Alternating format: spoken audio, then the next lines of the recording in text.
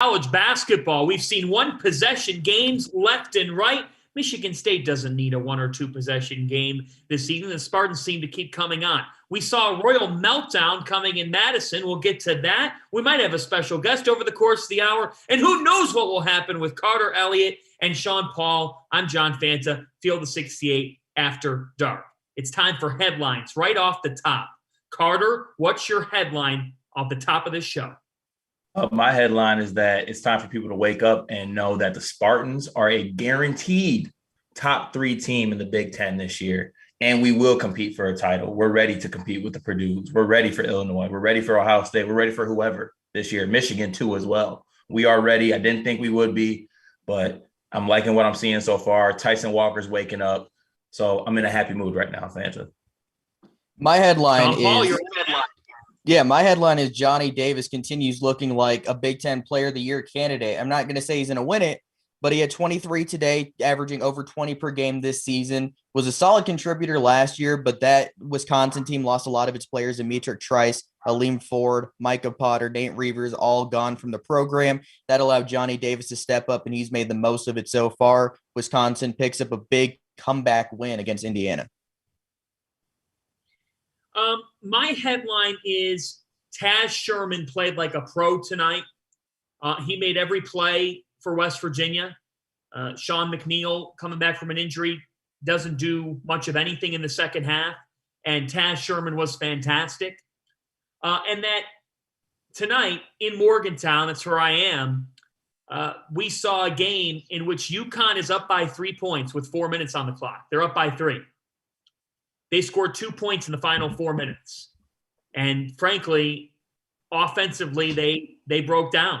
They broke down to Bob Huggins and a 1-3-1 zone that involved trapping, that involved high pressure.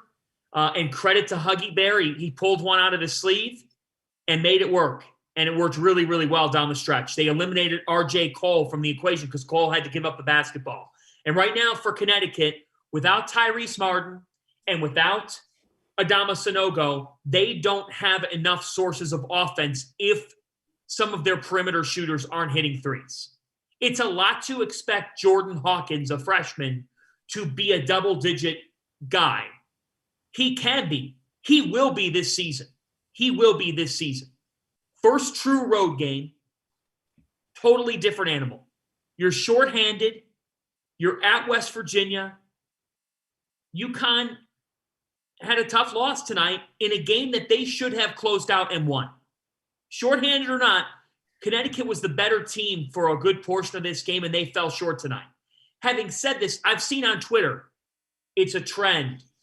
It's a bad sign. We can't finish. Folks, that's overreacting. That's overreacting. You know, you lost tonight because, frankly, you shot 3 for 23 from 3. How many times is a team going to do that? It's just not going to happen much. And it happened to them tonight, and they got bit for offensively really not getting clean looks late in the game. You got to credit West Virginia. You can both lose a game that you should have closed out 1 and not hit the panic button in early December. Take a breath, UConn Husky folks. I know you're passionate, but I'm seeing a lot of people get worked up right now about a team that lost at Morgantown down 2 starters. Do you know how many teams are going to overcome being down 2 starters and win in Morgantown? Nobody's going to win easily without 2 starters, nor alone win. So my thought off the top is credit to West Virginia. Taz Sherman's one of the best players in the country. I don't even think he gets talked about enough. Tonight he was fantastic. But also acknowledge the fact that if you think the sky is falling in stores, you're out of your mind. Out of your mind. Yeah, no, there's a lot of other teams where the sky is really falling. If you're a Pittsburgh basketball fan, then you really need to think the sky is falling. If you're a Washington basketball fan, a Missouri basketball fan, the sky is really falling. I'm still, like you said, fan, I'm still impressed with this UConn team. Like you said, whether West Virginia is the team they've been in the past or not, you're going into West Virginia. That's a tough place to play no matter what. Nobody wants to play there. It doesn't matter how much talent's on that team, how good that team is. And you're down 2 starters and you're in a game that you easily could have won if you could have put the ball in the hole. You have games like that. It sucks, but like this is definitely not the end all. you definitely got to bounce back. Rob Dowser, if you're listening to this, put the bottle down. It'll be okay, big dog. You'll be all right. I think he took a walk. He reflected. Sean, what was your thought process on the West Virginia UConn game? I came away impressed with UConn still. I mean, it's not just that they were down 2 starters. It's 2 really high caliber players and probably their 2 best players. Adama Sanogo was a first team all Big East guy this season without a doubt. He's been their go-to option on offense all year. And what Tyrese Martin brings defensively and rebounding doesn't always show up on the stat sheet, but he's one of the more valuable players in the Big East. So not having those 2 guys in this kind of tough game, it's tough for UConn, but they were able to compete. Yeah. So Dan Hurley says post-game to the press, okay, quote, "Just worried with this group, the way it's currently constituted, of where we go with the ball on offense." And a lot of people equivocate that to that the coach doesn't know where to go. Folks, he knows where to go with the ball on offense. If you're shooting 3 for 23 from three-point land, there's nothing a coach can do. They got clean looks early in the game.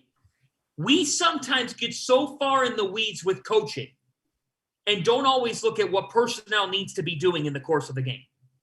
Guys got to hit shots too. Fanta.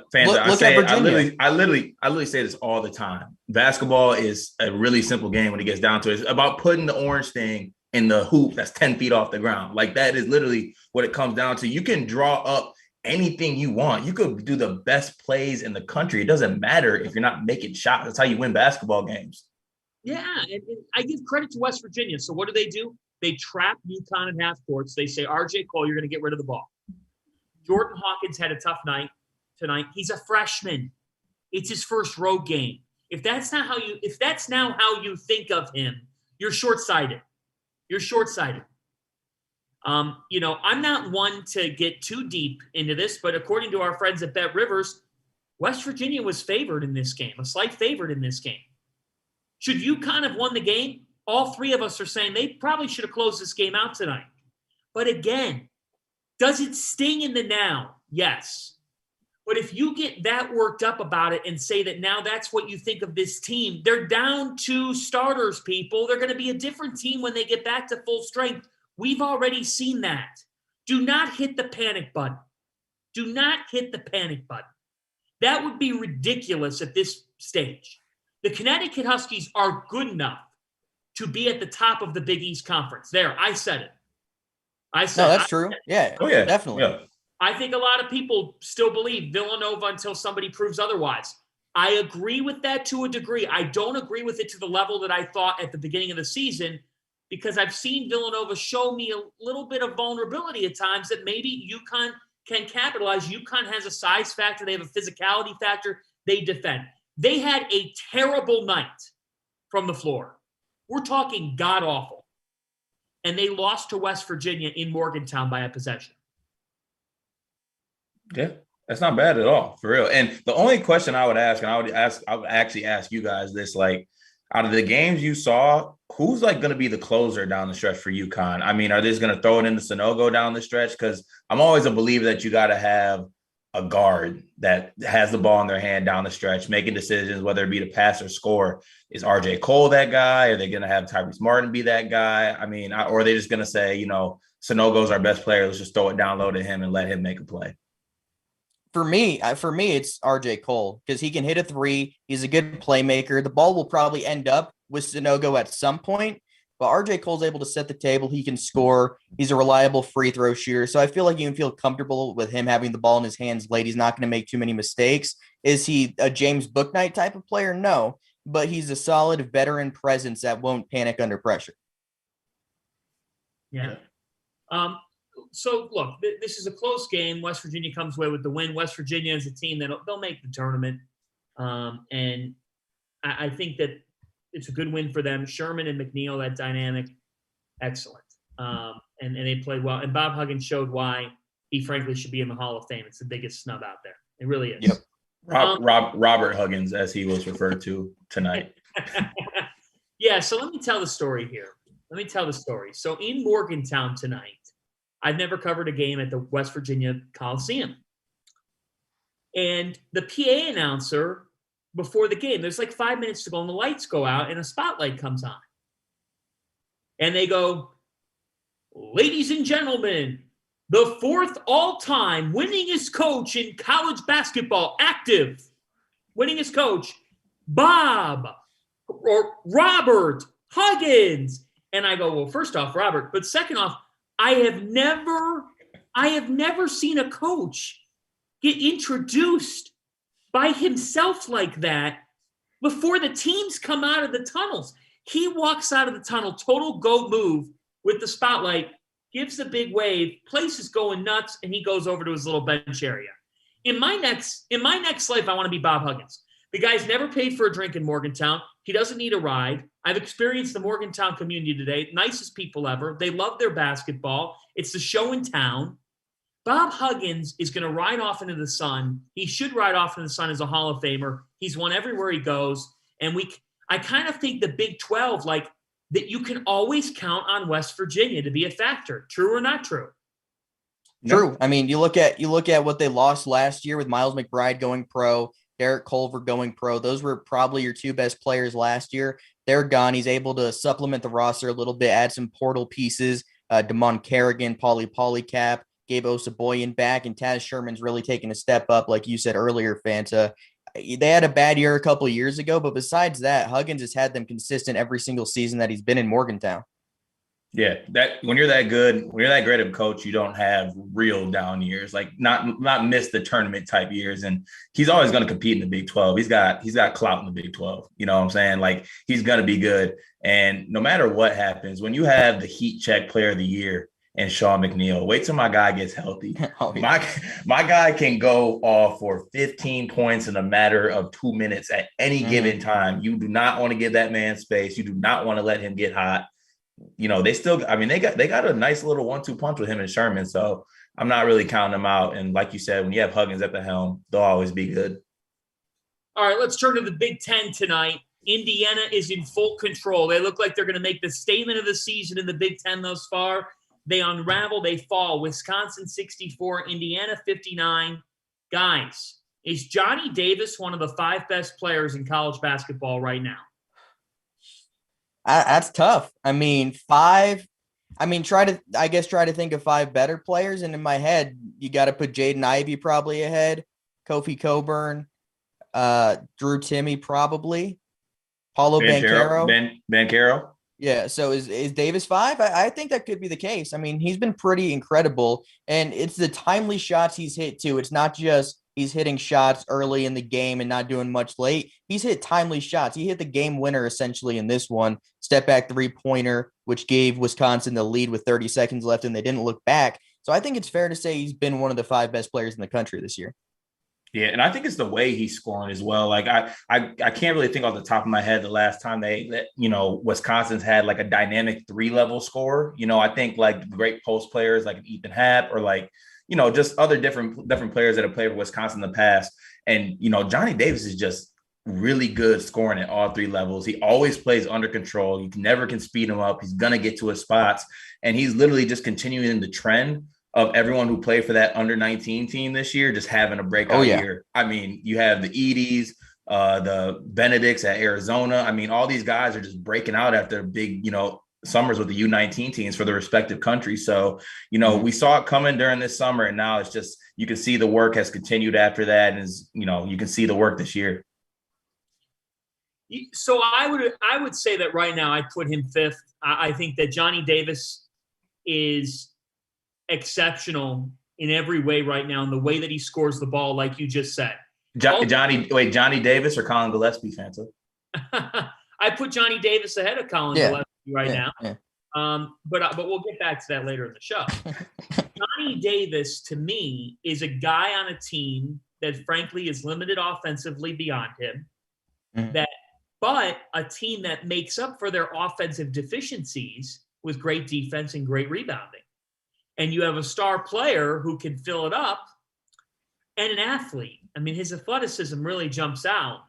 That's the unique dynamic to Wisconsin. And I got to say, on the Doster TO Fanta podcast earlier today, I said I still am murky on Wisconsin because I get worried about if Davis is off, what happens with them beyond him.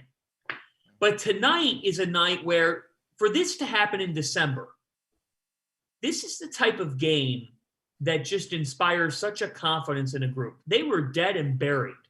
Dead and buried. And by the same token, for heaven's sake, if you're Indiana right now, you lost in heartbreaking fashion to Syracuse last week. You lose this game tonight. Indiana really struggles from beyond the arc. Additionally, the problem that I have is what happened to Trace Jackson Davis in this game? Like, he should never have 9 points, period. Not just him. That's on everybody involved there. You got to get him. He's your All-American. Tonight, he got beat, and Indiana got beat. They failed to close this game. I think it says more about Wisconsin and the fact that Johnny Davis is special. But, man, what a disappointment for Indiana. And some people were saying, oh, it's not a backbreaker. It's a backbreaker because of how you lost the game. That's it. Yep. When you're up like that in Madison, you have to seize the day. Yeah, especially in Madison. Like, it is so hard as a Big Ten basketball fan. You guys know it, not even as Big Ten basketball. It is so hard to win at the Kohl Center. Like, you have to take advantage when you have a team like Wisconsin on the ropes there. Otherwise, what happened tonight's going to happen. And look, I'm not saying that Trace Jackson Davis has to shoot it every time or he has to go and have a 40-point game every time, but he needs to touch the ball every single possession. Like, it's a threat, and it's better for an Indiana team if he's touching the ball. If he touches the ball, people are going to be looking at him. Everyone's focused at him. He can either see a double team and get a shooter or a cutter, or if you check him one-on-one, and no disrespect to Tyler Wall from Wisconsin, but that is food. Trace Jackson Davis, Tyler Wall cannot check Trace Jackson Davis. So the fact that they were going possessions at a time without touches was just very, very strange, especially in a game where you're up. Like, just work the clock and throw it into your All-American and get back home to Indiana. Like, it should have been easy. Yeah, and they did a really good job doubling him in the first half. He did pass the ball pretty well, but I feel like they got away from giving him the ball at all in the second half, kind of like you said. Trace Jackson Davis should never be 4 for 10 in a game, only attempting 10 shots. You got to give him the ball more. You got to get him to the foul line because they're always going to be looking at what Trace Jackson Davis is doing. And Parker Stewart had a pretty good first half, didn't do much in the second half. I think that was a pretty big thing for Indiana too. But for Wisconsin, Chucky Hepburn has been really impressive. He's not a big-time scorer right now and maybe never will be, but he's already one of the best on-ball defenders in the Big Ten. He's been very impressive as a freshman. He's been very impressive as a freshman. And T.J. Wall's ability to rebound the basketball. Can't say it enough. I mean, he had 12 rebounds tonight. One thing about Indiana is, as sloppy as they sometimes can be, they've got length. I mean, that's a team that I saw last week. I watched much of their Syracuse game. I was impressed with what they were able to do on the interior at times in that game. I just thought that Wall was great in this win. Okay, it's time. It's time. It is time to talk Michigan State University Spartans basketball.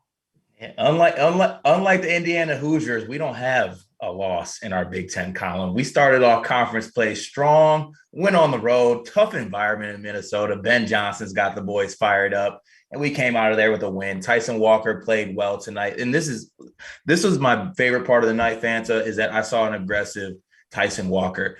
You watch all these games last year against Northeastern, and he was just so good off ball screens. And when people if big men weren't hedging on him, he was letting it fly. Or if they hedged too hard, he was going past and scoring at the rim. If not, passing it to other people. This was a game where he was like feeling disrespected that they were going under ball screens on him. He's like, okay, you're going to go under ball screens, catch these blessings. Okay. And I love seeing it. I need him to be aggressive. It makes our team way more dynamic if he's aggressive. And if we're going to get this version of Malik Hall as well at the 4 position throughout the year, then I'm really happy with where our team is at right now at the start of Big Ten play. Because in all honesty, I didn't think that we would be at this point yet. So it's a breath of fresh air to see that we're playing this well of basketball right now. Granted, it is Minnesota, but it's still good to see us playing a good brand of basketball right now.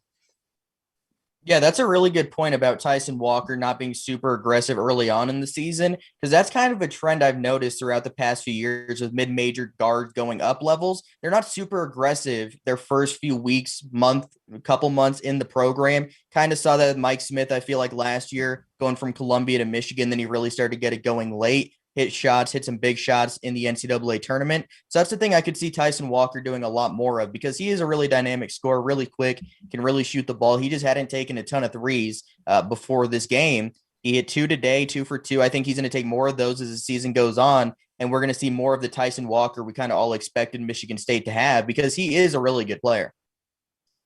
He is a really good player. I think he got overwhelmed on opening night at Madison Square Garden. So then again, we say, oh, he's not cut out for it, or we don't know, or this is a huge question mark. Look, Tyson Walker's gotten better and better and better. And what is Michigan State? Carter, to me, they're a team that, like, when I watch them play, even on opening night live, and when I've watched them play since, what I know is that they've got size and effective size inside. They're going to make you work for what you get there. They're going to defend. Offensively, they have some pieces that can benefit from a playmaking guard. So to me, Malik Hall and Gabe Brown, they're coming around because there's not too much pressure on them to do both, to do everything.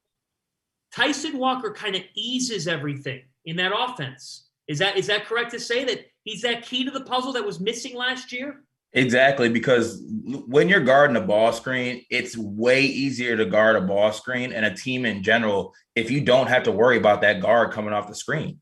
You know, if you don't have to worry about that, that big man doesn't have to get out there, doesn't have to show it all, doesn't have to work at all. The guard who's guarding the ball screen doesn't have to work to get over the screen. It just makes things so stagnant. It just opens so many things up when Tyson Walker is coming off a ball screen and he can pull up, or he can dish to a Gabe Brown, or he can, drop it off to a Marcus Bingham, who has had a great year. So I cannot say too much more good things about what Marcus Bingham's done this year, both defensively and even giving us some on the offensive end. And he's been defensive rebounding as well. So I hope we keep it up. Tyson Walker, this is a breakout. Hold on a second.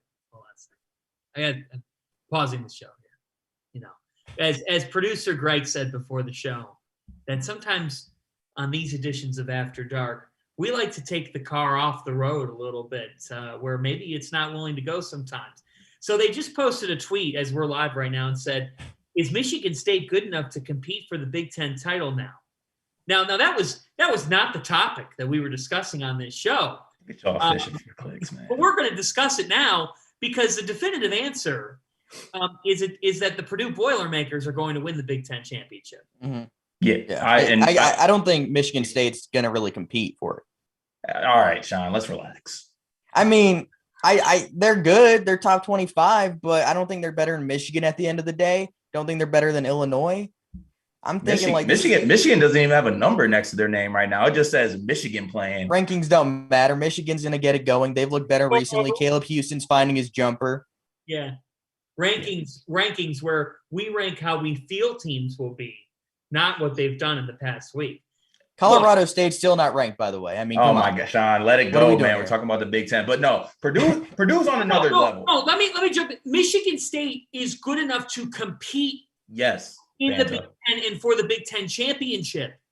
But man, I just cannot see a world where Zach Edey, Travion Williams, Stefanovic first, of course, a lottery pick in Jaden Ivey. Do you see a world where one? Is Purdue going to lose a game in Mackey this year? I'd say probably not. Maybe one time. And they're the best team in this league. If they defend even half as good as some of the teams in the Big Ten, they're going to win the Big Ten. And you know what? It's not a slight against Michigan State, as much as it is the reality of the situation. Could Michigan State beat Purdue? It's college basketball. Yeah, on a given day, they could. They could beat Purdue. There's a difference between best team on a day and who the best team is over the course of 3 months.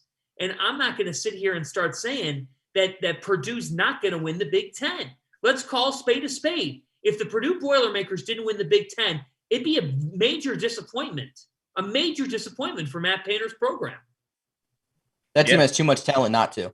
That's what I'm saying. That's the thing about Purdue is, let's say Zach Edey's having an off night. You bring in a Travion Williams. Let's say I don't know, Stefanovic is having a bad shooting night. You bring in a guy like Newman to knock down some shots. Like, this team just has so many weapons And you just have a team that literally a perfect equation right now of a bunch of guys playing their role and excelling in their roles.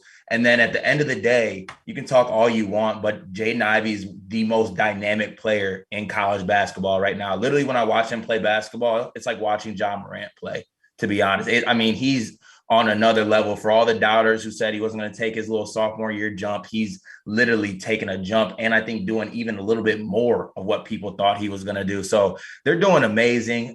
They are the Big Ten favorite right now. If I had to pick somebody to win the Big Ten, it would be them. And honestly, I would hate to say it, but I think they're going to win the Big Ten pretty comfortably. I don't think it's going to be a battle, to be honest. And I think, Painter and the boys are going to get it done. They're playing real good basketball right now.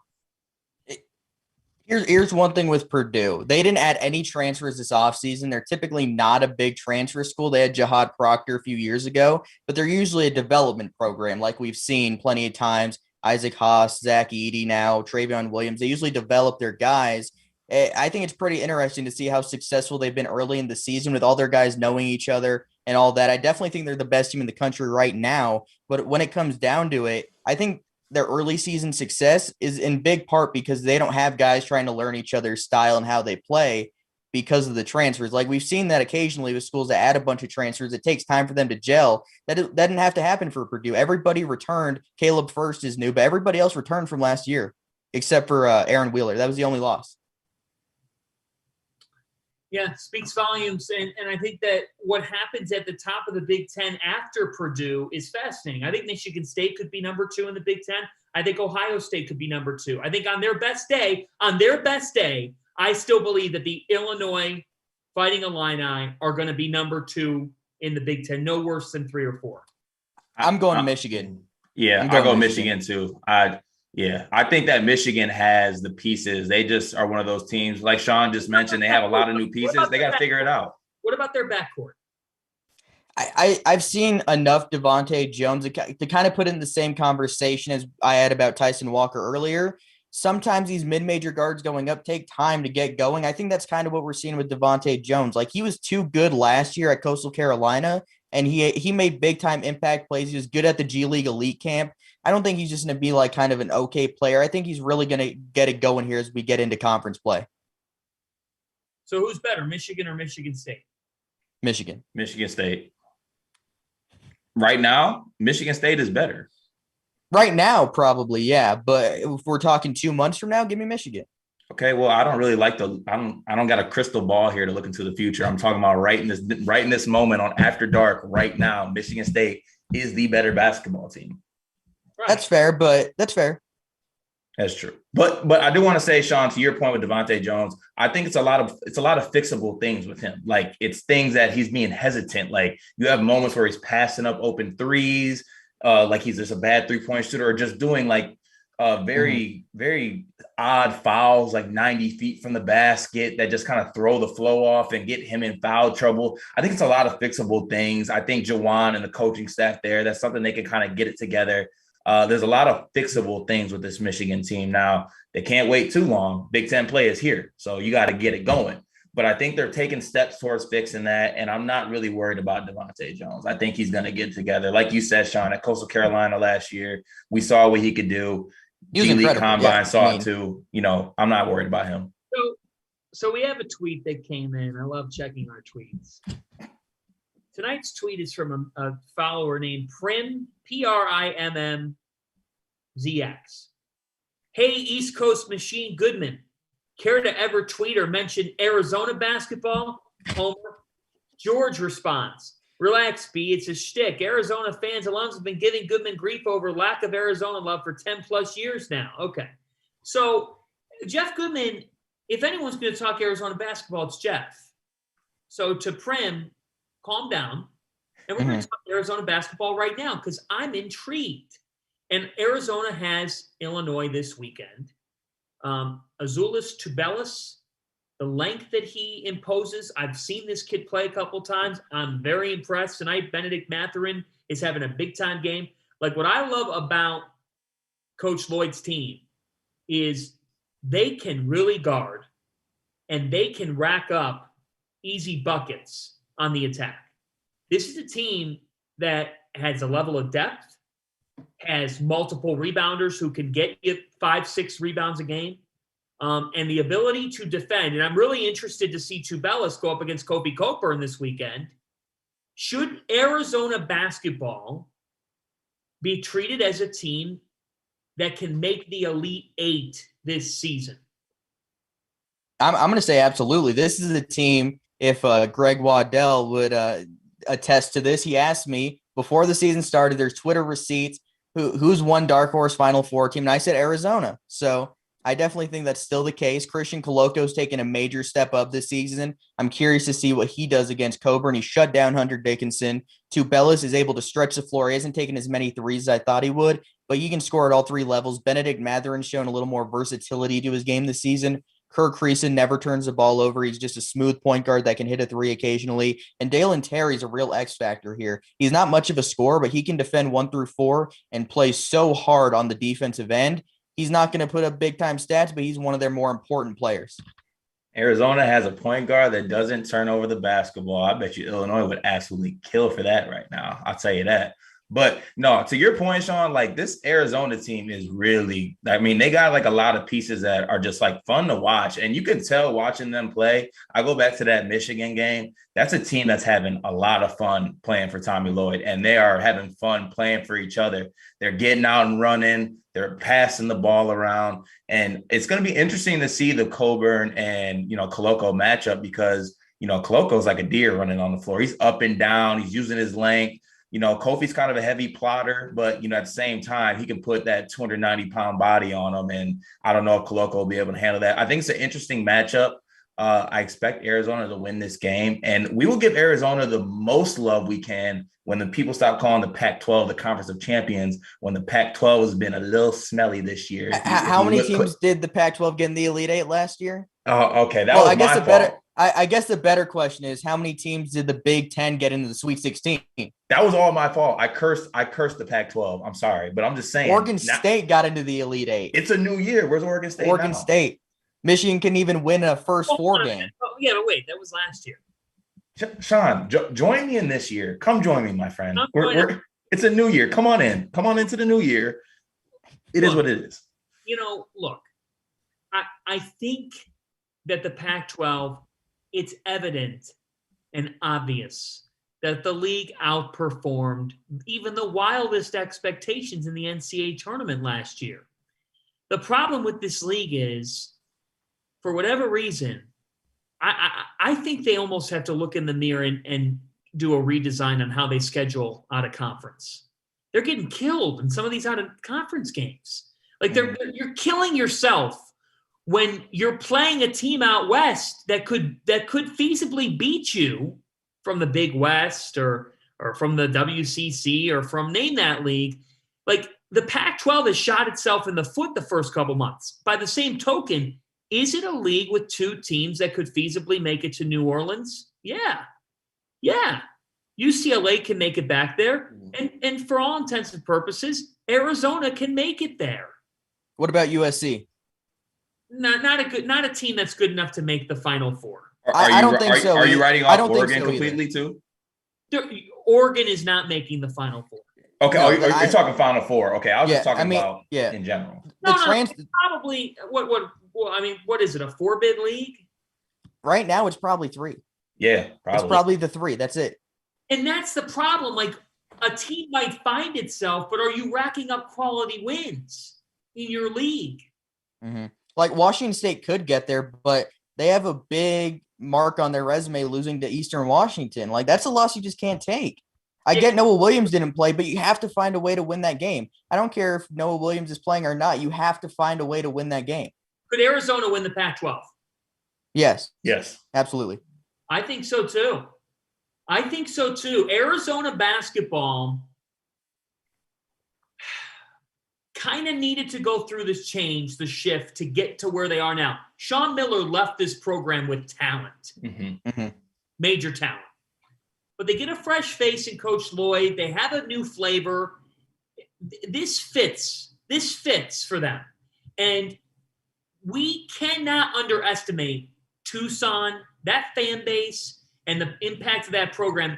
And when you look at this team and the length that they have, again, I go back to it. Like, when I watch them play, I see serious rim protection. They make it hard on their opponents. That's a team that's very uncomfortable. I like Arizona too. That's a fascinating game this Saturday in Champaign. A really fascinating game. Let's keep it going here. It's 11:35. A 1-point game tonight. Marquette edges Kansas State 64-63. Marquette wins this game.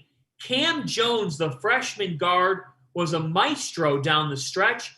And don't look now, but Shaka Smart is 8-2 with wins over Illinois, over West Virginia on a neutral floor, over Ole Miss, and at Kansas State. And if you're talking about a team that should be considered this March, when we talk about like 6-11, 7-10, 8-9 games, Marquette's doing their part. We're not talking about a team that's probably – they're not a top 20 team in America. But Marquette basketball is back to having a DNA. Shaka Smart has a program with a DNA. He might not have the best talent on the floor, but they play that much harder, guys. Marquette is playing harder than you. They did it again tonight. Yeah, no, they're basically taking after what their coach is preaching. And Fanta, you pointed out earlier that like sometimes players need a change of scenery to kind of find themselves. The same goes for coaches. Like Shaka, granted what he did at Texas was, great, but he kind of started playing a little more of a different style of basketball because he had so much talent on that team and so much turnover. He had so many one and dones, so many guys that just came and get 1 year, played really well, had really successful seasons. But now you can really see he's kind of getting back to that like VCU Shaka type style. I mean, he's at center court in a defensive stance. His whole team is slapping the floor. Like they're just really taking the identity of their coach. Now, they do need to find some things offensively. I mean, they, like you said, they got that tonight from the freshman Jones, but they still need to find a little bit more than that. You don't want to really depend on a freshman, down the stretch, but really good win. And I'll be honest, I didn't see this coming with Marquette, to be honest with you. And it's impressive up to this point. The part for me that makes it even more impressive is that Shaka Smart had to go through an entire roster overhaul this year. You look at what they lost. DJ Carton went pro. Dawson Garcia went to North Carolina. Jamal Cain transferred. Kobe McEwen transferred. They lost just about everybody from last season except for Greg Elliott, and he's really been able to build the program the way he wants to build it. Like Carter said, this is a team that will make any opponent uncomfortable because of how hard they play. If you don't come on your A game, Marquette can beat you on any given night because they are going to show up. They're going to give 110% effort every single time they go on the floor. I'm with you on all that. And I think that this group defensively is really sound. And tonight, it's Oso Ighodaro, a guy who last season was really a non-factor for the program. He fits what Shaka Smart wants to do, a mobile big who makes things happen and who makes plays. He makes the game-winning play. They're a team.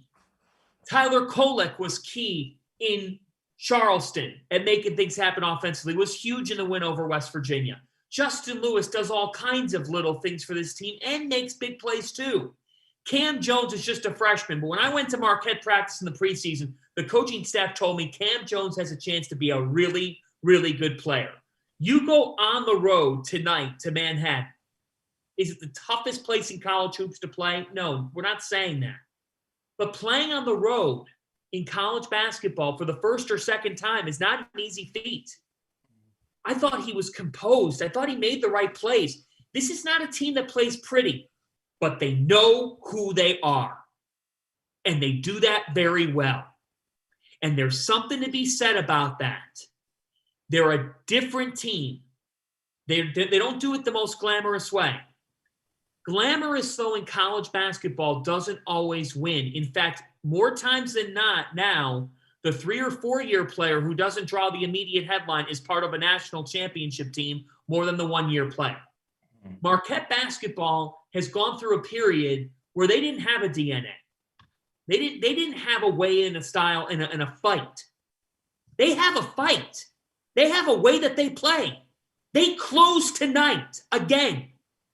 And I'm going to put some respect on their name here this evening because this is now the fourth power conference team that they have beaten. And they're doing it, guys, sometimes stepping on the floor where on paper, talent-wise, they probably don't have the edge. Doesn't matter. They play harder than you. They get up in you. And they've got a coach who's motivated. And I was talking with a Marquette administrator before the season. You know what he said to me? He said, Marquette is benefiting from Shaka Smart because Shaka Smart is coming from Texas, and now people think that because things ended poorly at Texas, that the man can't coach. You don't give VCU to a freaking Final Four and not be able to coach, folks. It didn't work out at Texas. Don't equivocate that to an ability to coach or not. He's coaching this ball club up, and a team that was picked 9th in the Big East looks like a top 6 team in the league. Yeah, they're playing some classic, like this is like some old school Big East basketball. Like they're going out and taking the floor and they're ready to grind shit out. Like, and like you said, Fanta, that's going to give you a chance to win every single night. If you got a group of guys who's going out there and they're like, all right, let's all lock in. Let's grind this shit out. We're going to win this game no matter how it might not look pretty. But at the end of the day, we're going to walk off this floor with a W. And that's what matters at the end of the day. So credit to them, credit to Shaka with that team. It's been, it's been kind of cool to watch. I mean, like you said, it's not the prettiest basketball, but it's something to be said about guys that just play super hard and like look like they want to play for their school and play for the guy next to them. And sometimes in college basketball that gets lost. Like it's about, saying playing for your brother, playing for your teammates. So I respect that. I respect the hell out of Shaka Smart for that. Give me a feel, guys. Sean, I'll start with you on this. I know it's on the fly here. It's 11:41, but this is what we do on After Dark. Conferences. Like to this point, your top 4 leagues in America, where do you fall? That's a good question. I would say so far, even though Florida lost, I'm liking what I'm seeing from the SEC. I still think Florida is a really good team. They just got out efforted, it seemed like, against Texas Southern. They were playing harder. And against Florida, that's kind of shocking the way they've been able to play this year. So I'm going to go SEC 1. I think the Big Ten is still pretty good. So I'm going to put them in that mix. I'm going to say they're number 2. Big 12, I'm going to put number 3. And then can't be the ACC because they haven't been very good. The Pac-12 hasn't been very good. So where are you looking at there? I mean, WCC? I mean, is that crazy? I don't think it's that crazy. So are you leaving the Big East out? The Big East, yeah, that's a good point. I kind of forgot about them for a moment. I saw Fanta's face and he was ready to lose it. He was waiting. He's like, are you missing somebody? Yeah, I did kind of forget them. I was going to take my shirt off. I would put the Big East 4th. Yeah, that's fair. True. Okay. Let me see here. I really would have put the Big Ten, but I think the Big Ten has a super fall off after those top teams, which I didn't think was going to happen. I thought there'd be a little more. I agree. I agree. Some big disappointments in the Big Ten. Yeah, like I thought Maryland would be a lot better up to this point. A couple teams like that. Rutgers should be better. Yeah, Maryland just can't shoot the ball. Like that's such a problem for them. Like Eric Ayala and Fats Russell, they just can't make shots consistently, and you need your guards to make shots, and they just can't do it. Yeah, honestly, Sean, I don't want to be the guy that just copies you, but I think I might be on the same page with you. Yeah. I think that's exactly where I'd rank them. I'm on that similar page too, and the Maryland thing is interesting because there's been names tossed all over the place. I haven't talked with you guys about this in person. Where do you lean? Like if you're Maryland right now, what are you doing? Who are you thinking about hiring? If you have a deep thought, if you have a name that comes to mind, who's that name? I mean, I know Goodman, I think, said this. You got to try for a guy like Nate Oates because all he does is win basketball games. I don't think it's going to happen, but he's a really good coach. Been to the tournament every single season that had an NCAA tournament. There wasn't one in 2019, 2020, so he couldn't have gotten there even though Alabama would have missed. But he missed in his second season at Buffalo. He's been to the tournament every other year. That's who I would say, but I think like more realistic candidates, probably like Kevin Willard, guys like that would be a good hire too. Yeah, I think they need to hire a guy who's got a little something more proven. I mean, they could go for like the real fan. I mean, you go for like a guy like Juan Dixon. I mean, name alone, that's good. Would the fan base like that though? Besides that, he played for him and won a national championship. Maybe they won't look too deep into it. Maybe they'll just look on the surface and looks really pretty. Juan Dixon, former Maryland player, that looks that's cute. That's all well and good, but it doesn't really back it up. But I don't think they're ready for the reset that would happen if they did make a hire like that, because this is a program that is used to competing, in the Big Ten for Big Ten titles even. I mean, it's a really good team. I've seen a lot of good Maryland teams, a lot of good Maryland players over the years. I do like that Willard name. I think he would do amazing there. Yeah, I've seen that name tossed around quite a bit. I think that'd be a fit that works. It makes sense. He's been a really good coach at Seton Hall. It'd be a tough loss for Seton Hall, but for Willard, I think that's something you definitely have to consider if it comes across the table. Well, I'm with you on all fronts there. I'm curious to see, like, if you're the Maryland board, which direction that they want to look at here. But if you're looking at a guy who's won and been consistent and gotten it done with lesser resources, look, Kevin Willard's been that guy at Seton Hall and is deserving of that next step in his career. We'll see what happens. We'll see which direction Maryland wants to go. But there's no question that Kevin Willard should be a candidate for this job and a top 3 to 4 candidate for this job. I just don't understand, like, why is Nate Oates leaving Alabama for Maryland? Alabama will always – the thing about it is Alabama is always going to be a football-first school. That's bullshit. It's true, though. Maryland? All right, no. Sorry. It's true. No, but you know what? That shouldn't be the reason why you leave. I don't know if he is going to leave. Like, maybe he won't, but the one reason you probably would is because Maryland is more of a basketball school. They're full-time basketball. I don't know how many. I'll tell you right now, if I was an Alabama basketball fan or Alabama fan in general, I would camp outside the stadium and go on hunger strike if they let Nate Oates walk away. I would hand that man a blank ass check and say, whatever Maryland's giving you, I will give you double that. Yes. Now, Yes. I agree, but do you know how little Alabama looks there? If Alabama's losing any coach to Maryland, it's not a good look for Alabama. You're Alabama. You have all the money in the world. Also, it's not as if Nate Oates isn't enjoying his time at Alabama.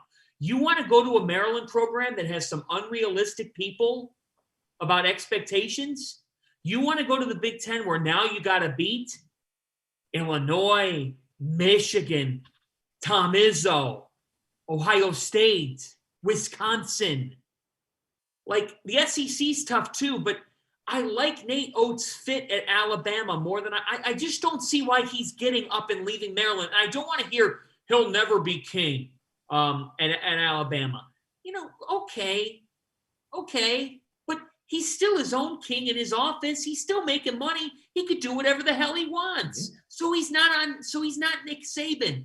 You think Nate Oates goes into his office now and is like, I'll never be king here? Yeah, true. And he dresses better than Nick Saban, so he's always got that over him. And if he's leaving for any Big Ten school, he's coming to Michigan State. I'll let you know that right now before he comes to Maryland. Tell me, he's got the Michigan ties. He does. Okay, mid-major whip around here as part of our tip-ins with about 10 minutes left to go. So Sean Paul, a major underdog won tonight or was winning. Tell us what's going on.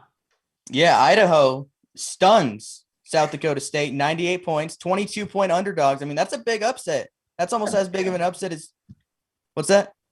No, I was just saying, damn, that's such big of a spread that if you went to Bet Rivers and put that on the money line, they wouldn't even let you bet it. The spread is so big. That's crazy. Yeah, like this was a home game too. It's not like they're going on the road. This is a home game in their new arena that was built this year, or it was open this year. I think Idaho's going to get things going. They've been a lot more competitive this season. They have some talent coming in via the transfer portal. Mikey Dixon, a transfer, dropped 35 points today, 16 for 16 from the foul line. It's going to take time to get Idaho on the right track, but I think with the new facilities and all that, I think Idaho's going to be headed on the right track here very soon. Beating a South Dakota State team that can win a game in March is very impressive. Now is it my turn to touch on the mid majors? Because I would love to, Sean. If you give me go ahead, yeah. And I'm actually gonna flip it on you. I'm not gonna talk about a mid major. I'm gonna talk about major mid and our previous team who is mid, and we're going back to the Virginia Cavaliers. Just a tough season for Tony Bennett and the gang. They just a tough loss to James Madison where they have 14 first half points. Just Absolutely mid. You hate to see it. Well, no, Fanta talked about it earlier, though. Their coaches can only do so much. That's kind of what we're seeing with this Virginia team. They just don't have the talent. Like, they just don't.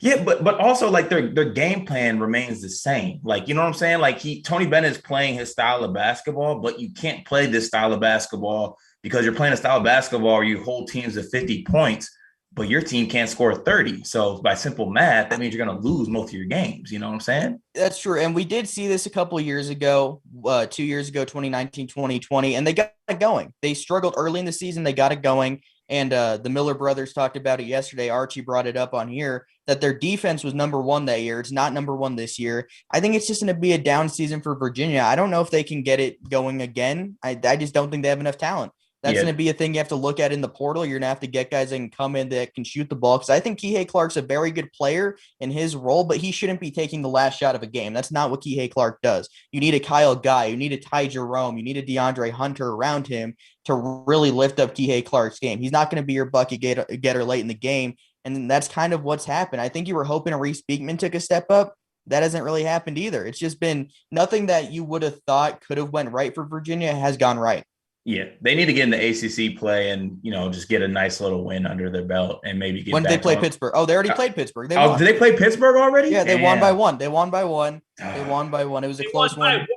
They won. Yeah, Jaden Gardner won on a buzzer beater. He did. Damn. They need to find any way they can schedule a quick game against Washington and Missouri just to get a nice little win under the belt. They probably play Pitt again, so that's at least another win in there. So you got that to look forward to. Yeah. All right, that is the mid-major minutes. Elsewhere, just briefly in mid-majors, Stony Brook wins a local battle with Hofstra tonight, 79-62. I like Gino Ford's team. That's a really interesting group. They brought in some transfers. Jaleel Jenkins from FDU has been fantastic. Bucket getter, yeah. He's a buck. Jaleel Jenkins, if you don't know, folks, you're sleeping under a rock. That kid is one hell of a player. And that's about it on that front. I just saw that Colgate is favored against Pitt tomorrow. So that's so funny. It's honestly Colgate. Like hammer Colgate. Like that's honestly crazy though. Like Colgate, it's at Pitt, isn't it? Like it's at Pitt, and they're favored. That's just a sign of things aren't going great. They're favored. All right, let's turn to tomorrow. We got a couple minutes left here. We've talked about all the games for the most part tonight. Tomorrow's games. Top 25 matchup. This is the ranked versus ranked game tomorrow. Number 7, Texas, and number 23, Seton Hall. Texas, let's see what they have in this matchup with their backcourt versatility. I think that they have a backcourt edge in this matchup itself. Seton Hall, defensively, has been very sharp. They've been a very good defensive team. The length of Jared Rowe, the length of Miles Kale. Kadari Richmond's played better here in the last week. Great coaching matchup. You've got Kevin Willard and you've got Chris Beard. Mm-hmm. Really interesting game tomorrow night in Newark. Texas Seton Hall, where do you lean? I go Texas, but I have a question for you guys. Where would you guess, without looking, where Marcus Carr ranks among Texas scorers and points per game? Like, what number is he? I'd probably sit here right now and say 4th. I was going to say like 6. He's 6. He's the 6th leading scorer for Texas. 6. 8.9 points per game. If Texas is going to win this game like I think they will, they need Marcus Carr to play like the Marcus Carr from before. He needs to take some shots because he is a shot maker. He's a good playmaker too, but Marcus Carr needs to be the leading scorer for this team if they're going to go deep into the NCAA tournament. They have enough talent around him, but Marcus Carr is a dynamic scorer. He's going to be the best scorer on the floor tomorrow, and he needs to play like that if Texas is going to be able to win. I think it'll be a tough defensive battle, but I think Texas will be able to pull it out. Yeah, I'm leaning Texas too. I think this is one of the teams that Sean mentioned earlier that, you bring in so many new pieces, it's going to take some time. I think they've had a good amount they've had 7 games under their belt right now, and a really great test with Gonzaga game. Even though they got blown out, that's a great test for them. I think they're eventually going to put it together. And like Sean said, Marcus Carr needs to be Marcus Carr. Like right now, he's playing like a guy who got some NBA feedback from GMs and we're like, Marcus, we need you to pass. We need to see your passing. You're a point guard at the next level. Like, we need to see you be passing and show us that you're not just a shot maker. Well, right now he's not in the NBA. He's playing at Texas, and they need him to get buckets, and he is a certified bucket getter. So go get buckets. That'll make Texas better as a team. You've shown you're capable of it. It's time for him to go do it. I am leaning Texas in this game. I think they're the more talented team, and maybe we get a Marcus Carr breakout game here. Well, to your point, like when you look at Texas, and I'm taking a look now, and I see that Andrew Jones struggled from the field in their last game. And even Ramey's, as much as he shot 54% from the field, he shot 42% from three. He's averaging 10 a game. I think what determines the winner, to your point about Carr, if it's not Carr, is there someone on the floor tomorrow that's scoring 18 for Texas or scoring 20 points for Texas? Jared Rhoden's going to have to do that for Seton Hall, and he can and has before. They're going to need Miles Cale to knock down some perimeter shots. They need Kadari Richmond to play his best game since he transferred in from Syracuse. Bryce Aiken was out in the last game with an illness. Bryce Aiken kind of up and down. The Prudential Center, for those who don't know much about the Rock, it's a place that can get loud for the right night. It will be rocking tomorrow night in this game. I think it's nip and tuck. I have a feeling that the Hall could pull this off here tomorrow night. I think it's going to be real close. The Big East have been playing too well, Fanta. And as much as I love seeing you happy, I love seeing the glow on your face when the Big East does well. It's time to kind of bring it down just a little notch and come back a little bit. The Big East is playing way too well. Seton Hall wins tomorrow. I might not be able to speak to you for a couple of days. Want to talk about surprising wins, though. I think we all need to give some congratulations to our boy Carter Elliott. It's been a good few weeks for him. The Detroit Lions did the unthinkable. They won a National Football League game. I know my two guys here have both witnessed completely losing seasons, 0 wins, Cleveland, Detroit. They both won 0 games before, but I really want to congratulate Carter because they did the unthinkable. They won a football game. Thank you. Shout out to Jared Goff, NFC Player of the Week. Was he really? Yes. That is honestly shocking. I thought you were kidding. No, I'm serious. Do you think the NFL's like, let's throw him a bone? Yeah, no, honestly, they did need it. The city was buzzing off that one win. I'll let you know that. You would have thought we won the Super Bowl. Super Bowl bound. I mean, they wasted the careers of Barry Sanders and Calvin Johnson. So why don't you just celebrate the one win you can get? Okay, I don't like the way this is going. Fanta, reel us back in, please. Purdue at Rutgers at the rack. Obviously, anyone that would pick this game is probably going to pick Purdue. What do they win by, though? I mean, it's like you go to the rack. Sometimes weird things happen at the rack. I'm just saying. Like, I could see this being the single-digit game. I think Purdue wins. I don't know if Purdue blows out Rutgers by virtue of the way Rutgers kind of plays. I know Rutgers lost by 31 at Illinois. It's so different, though, game to game. Mm-hmm.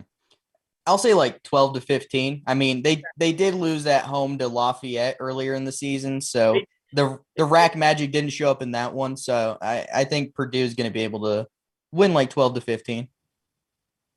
Yeah, I think Purdue honestly this is going to be a 15+ point game. I think the whole rack magic thing is nice, but it hasn't really shown itself this year. I don't really think it's going to show itself against a team as quality as Purdue.